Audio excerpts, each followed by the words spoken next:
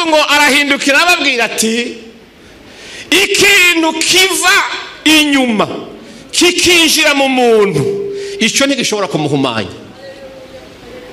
Icyo bikoze cyo mutera indwara nkeya agazikira ibisanzwe, kuko ngo giviza aho cinjirana naho kigira gute naho gisohokera bikaba birarangiye. Aravuga ngo ariko ikiva mu muntu nicyo gishobora kumuhumanya. Imana idufashe cyane. Haleluya. Bwana sifiwe. Ababwira ngo kubera ngo kiba kivuye mu mutima w'umuntu. Mu mutima w'umuntu rero ibihumanya biriyo Yesu agira urutonde arurambika imbere yabo. Ngo amara aravuga ati abari n'amatwi yo kumva nimwumve. Aravuga ngo mu mutima w'umuntu niyo hava ishari. Mureke ndababwira, kaminuza ya nyuma wiga ugacika umurozi wa kweri kweri ni kaminuza y'ishari. Iyo umaze kuronka degree mu ishari uba winjiye mu rwego rw'abarozi. Nimba hari ikintu kibi cyonona umubano gitesha umuntu umunezero kigatuma anikwegera umuvumo uva ku Mana ni ukuganzwa n'ishari. Abanyeshari muhari rero mwigumye, kuko Yesu yavuze ngo mwene abo barahumanya. Mu mitima ngo niho haba ivyiyumviro bibi. Abantu b'ivyiyumviro bibi Bibiliya yatubwiye ngo nitwasanga naho bakoraniye ntituje kwicarana nabo. Satani abiba mu bantu inzankana taho zifatiye, akagomba kwereka abantu ibintu byoteranya umuntu n'uwundi. Yubaka ibihome hagati y'abantu bavukana bakundana bapfana ikintu gikomeye cyane. Satani akamwereka ko uwo muntu ari mubi, kandi wamuraba ububi bwiwe ukabubona cyangwa ukabubura. Iyo ubuze rero nta gusada kuri pression y'ikinyoma, uhagarara mu ruhande gukuri.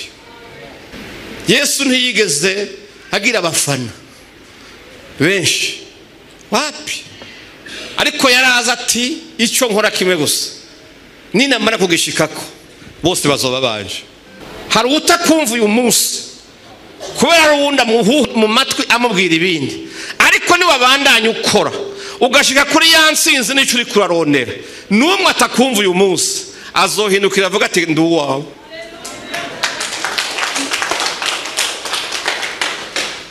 Rero twirinde gucika intege mu rugendo turimwo, n'urugendo rutoroshe.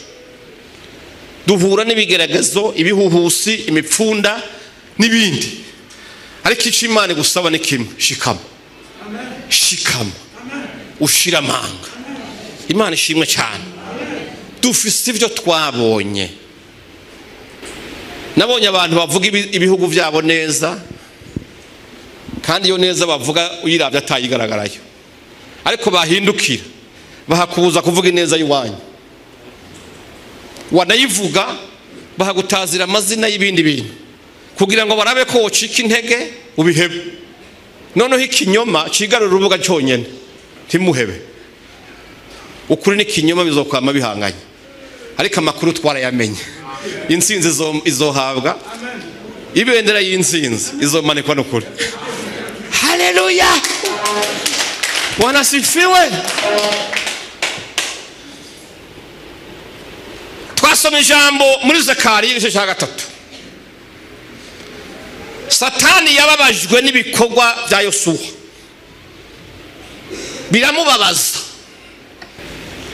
kuko umunyakibi ntakunda ibyiza. Yosuwa yari umurongozi mukuru, agakora ibintu bikababaza Satani. Umuhisi mukuru w'igihugu cya Tanzania yitwa Magufuli niwe yigeze kuvuga ngo niwakora ikintu ukabona abansi bawe bagukomeye amashi, uca ubanza ugihagarika urabaho wakosheje. Hazoba ari ahantu wakosheje. Aho kantu murakumva? Imana ishimwe cyane. Yavuze ngo ugakora ikintu ukumva abansi bakomye amashi, banza uhagarike urabe aho wakosheje. Ariko ngo ni wakora ukumva bari imyoje baridoza, ngo ujue kwamba umewatwanga kabisa. Ariko niwakora ibintu ukumva abansi bawe barakwidogeye, ukumva abansi bawe barimyoje, ukumva abansi bawe barataka bacafuza ibintu n'ibindi, umenye ngo uri mu nzira y'ukuri gumuhonda ho nyene. Satani ngo ababazwa na Yosuwa, uburongozi bwa Yosuwa buramubabaza, ngo aragenda aricara akora dosi.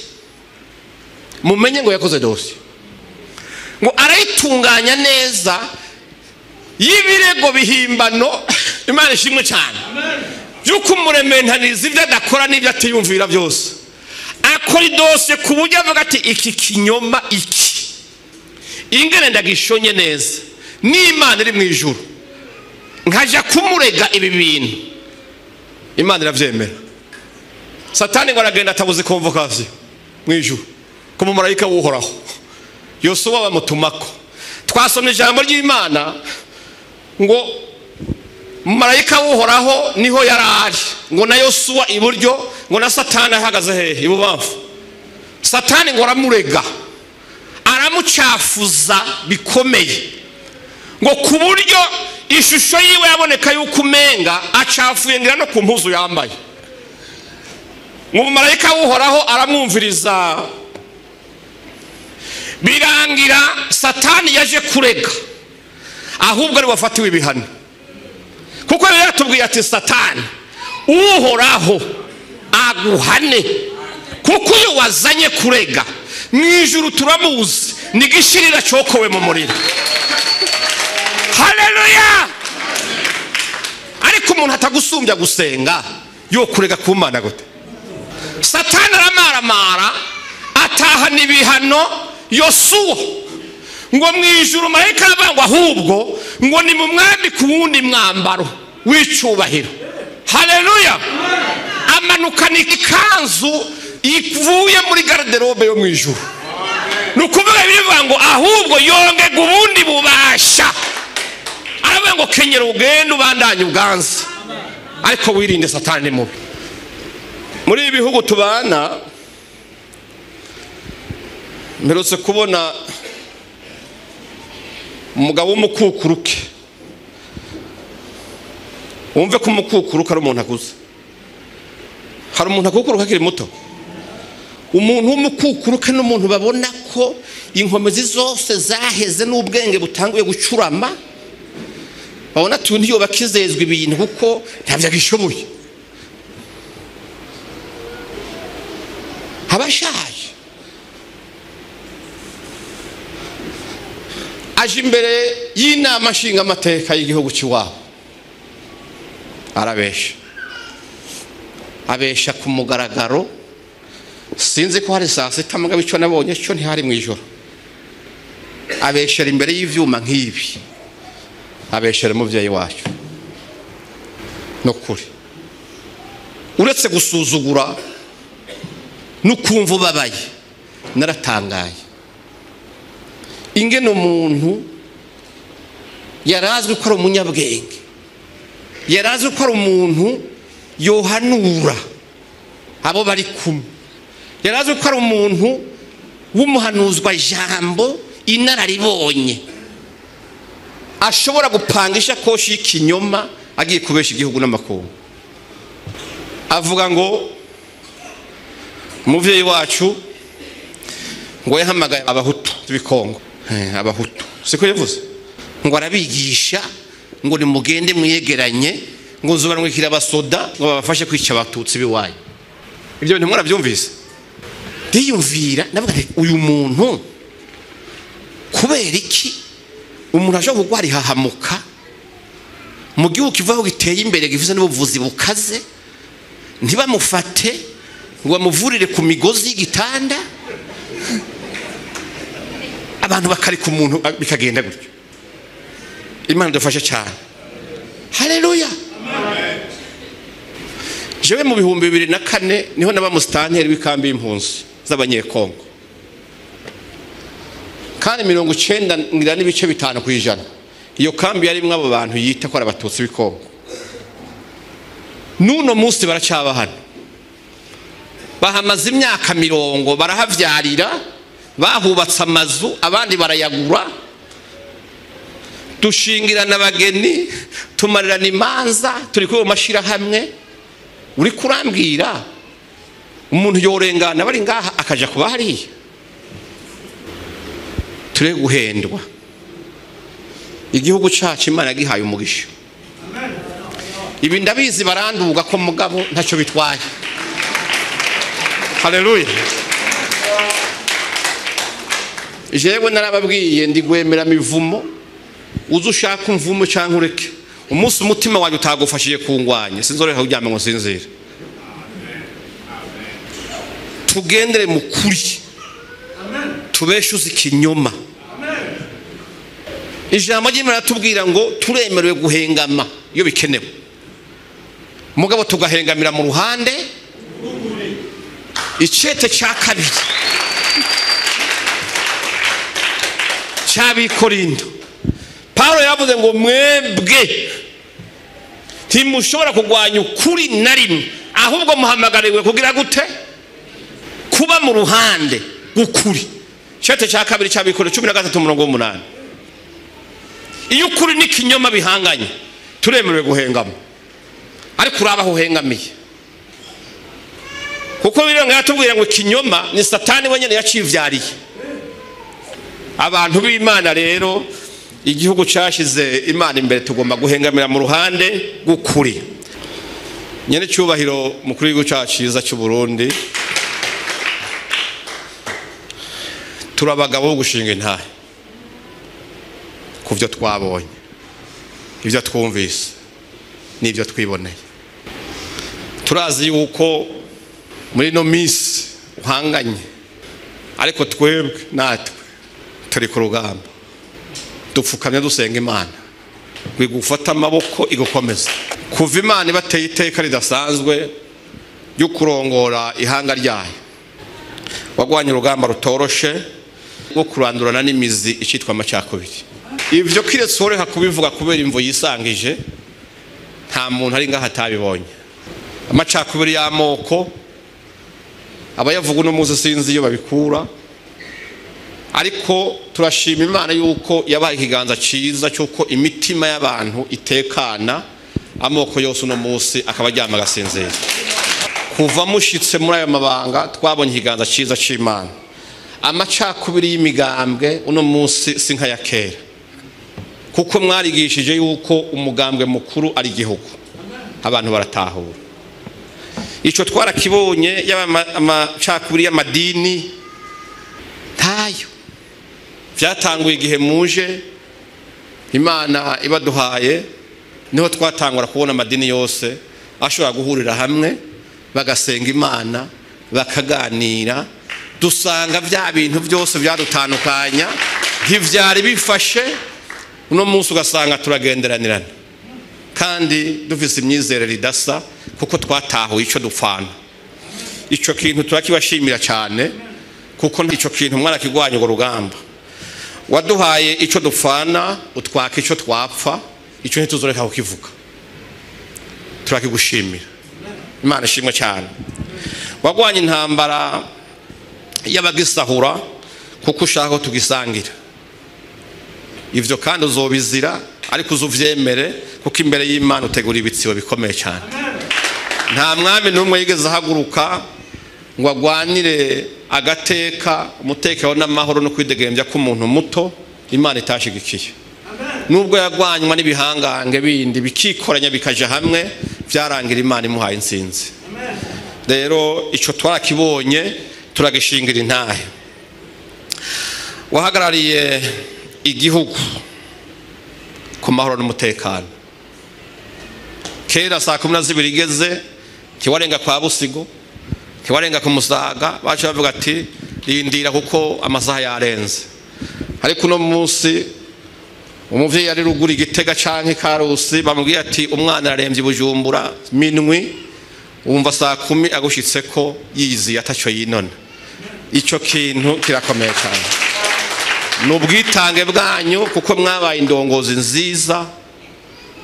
Igihugu cyanyu Imana yabahaye murakirinda, kuko nakaro mwongere mwiza ni kwamera.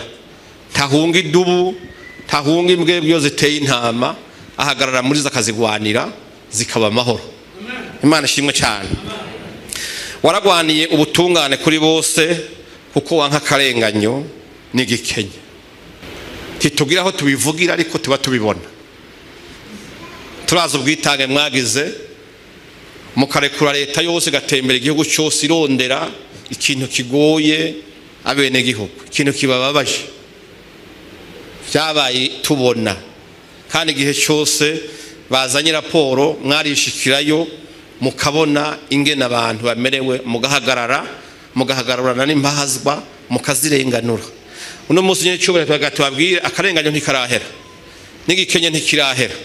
Mugabo n'urenganye ubundi uyu munsi urenganijwe avuga ati ngo mundenganye mugabo ndabizi neza umunsi yabimenye azondenganura. Icyo ni cyizere abantu bagira bati umunsi umuvyeyi wagire cyo yabimenye ndabizi neza yuko ndenganya umwanya atarabimenya mugo umunsi yabimenye ndabizi ntazovyihanganira. Turakibashimira, turashimira Imana cyane. Haleluya.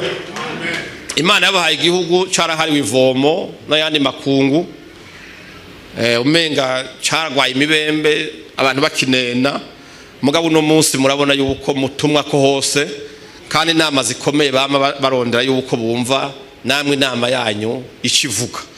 Tugashima iyo mutashe twumva icizere amakungu yabagiriye tukavuga tuti Imana ishimwe kuko iryo niteka kuko umurundi wese ahageze aravyubahirwa. Imana yo mwijuru ihabwe cyubahiro nihabwe amashi. Aha abandi birukana bagatoteza basenga Imana nyamana ahubwo bakimika ibigirwamana bagaha ikaze ivy'Imana yise kizira. Mwebwe mwahisemo kuja imbere y'abandi guca bugufi no gusenga ndetse no guhimiriza abasenga gusenga cyane bakavavanura n'ibintazi. Haleluya. Bwana sifiwe. Mwebwe aho kurera nabi nkuko abandi babikora ndetse bakigisha n'abana babo gutukana rimwe na rimwe bakayibateramwe intege, mwebwe mwigishije abanyu gusenga no kubakarura muri vyiza. Imana ibahezagire cyane. Mwabaye akaroro ko guca bugufi no gupfukama imbere y'Imana mu gusenga no kwinginga. Imana yo mwijuru ize yami baraba ryiza ishira ikiganza ciza kuvyo muri ko murakora.